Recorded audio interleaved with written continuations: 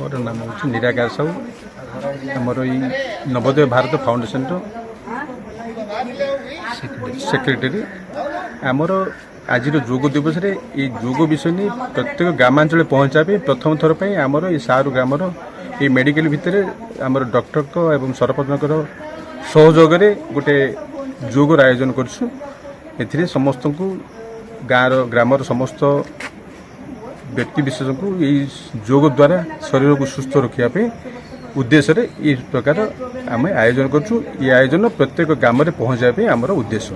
ए आयोजन आज गोटे दिन ना प्रत्येक दिन ये चालू रही प्रति ग्राम ये ग्राम टू ये ग्राम प्रतिदिन ये गोटे मेडिकल परिसर रे गोटे रूम आम देइछन्ती ए रूम रे योग आम शिक्षक द्वारा योगर शिक्षा दिया जिवो एवं अन्य ग्राम कर आयोजन कर उद्देश्य आमर अच्छी नहीं यही जो आयोजन सब आप करुँचे किसी पुंजी आदाय करुँच कि पुंजी किसी ना आम निजस्व आमर संस्था तरफ निजस्व पुंजी रे सब आयोजन कर।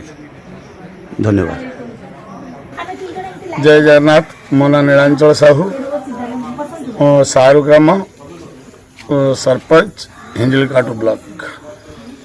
सर एबे जो आज योग दिवस चली एते बहुत भल आडंबर से विषय कौन आप कहे? धन्यवाद। ये आमर अंतर्राष्ट्रीय योगा दिवस माने आमर जो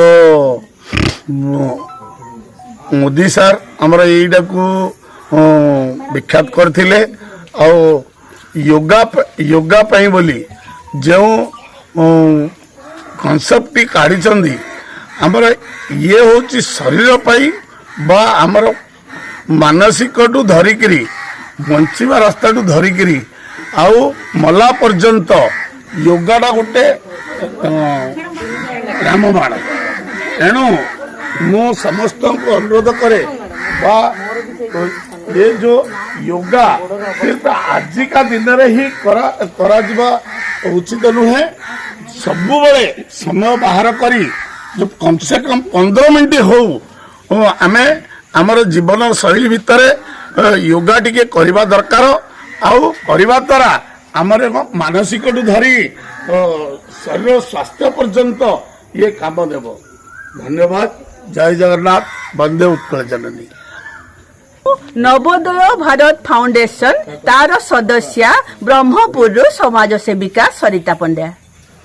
मैडम आज आपणकर संस्था तरफ ए जो फिजियोथेरापी विषय कौन लिखिं ए विषय आप कौन कहे? देखंतु योग है प्रथमे आत्मा सहित परमात्मार मिलन आमर दिनचर्या खाद्याभ्यास मानसिक चिंतन एवं आमर जीवनर धारा आमर योग आमको संतोष दे थाए शांति दे थाए आमे समस्ते योगाभ्यास करवा उचित। योग कले आमे अनेक मारात्मक व्याधि आमे त्राही पाई थाउ जेमिति आर्थराइटिस डायबिटीज ब्लड प्रेशर आमर गैस्ट्राइटिस एसिडिटी कोलेस्ट्रोल प्रोब्लेम एसबुरु तो आमे समस्ते प्रत्येक दिन किसी ना पवन मुक्तासन ब्रजसन एटा सब करवा उचित। ता सहित प्राणायाम व्यायाम भी करवा उचित। प्रत्येक दिन चलवा उचित।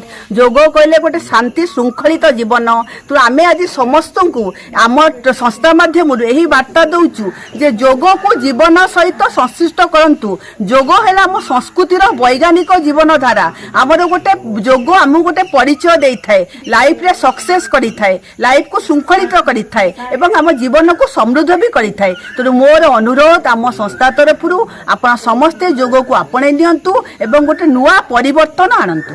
नवोदय भारत फाउंडेशन आपन जो करिसेंती एथिरे खाली योग विषय रे आपन जणाउछन ना अन्य किछि विषय रे मध्ये आपन जणाउछन? आमे बहुत फील्ड रे काम करूछु। आमर गछ लगैबाठू आमर परिवेशर सुरक्षाठू आमर लोकंकर सुख शांति निरामय जीवन सेति पय स्वास्थ्य हो लेडीज को एम्पावरमेंट सिलाई शिक्षा हो आपन जहा कहंतु आमे सब दिगरे काम करिबा को आग्रही आमे इच्छुक। आमको जदि सहयोग दिया जाय सरकार सहयोग दियंती तले आमे बहुत फील्ड रे बहुत किछि एटा आमे प्रतिश्रुति दउछु एवं एथिबे आमे संकल्पबद्ध।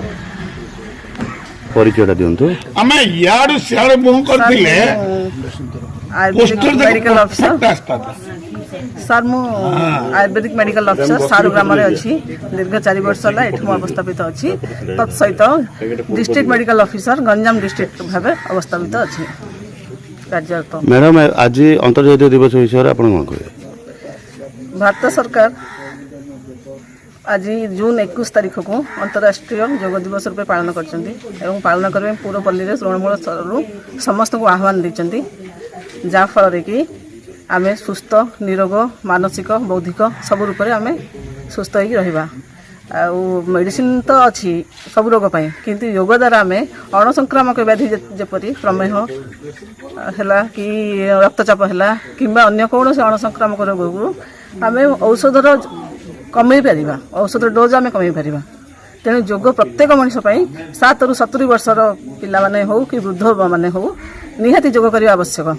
ଅତ୍ୟନ୍ତ ଦିନକୁ ସମୟ ବାହାର କରି ଖାଲି ପେଟରେ ଖାଦ୍ୟ ସ୍ୱଳ୍ପ ଆହାର ଖାଇ ଦିନକୁ 15ରୁ ଅଧଘଣ୍ଟା ଭିତରେ ଯଦି ଦୈନନ୍ଦିନ ଜୀବନରେ ଆମେ ସାମିଲ କରିବା ଯୋଗକୁ, ତାହେଲେ ସୁସ୍ଥ ନିରୋଗ ନିରାମୟ ଜୀବନ ଦୀର୍ଘଜୀବୀ ଆମେ ହେଇପାରିବା।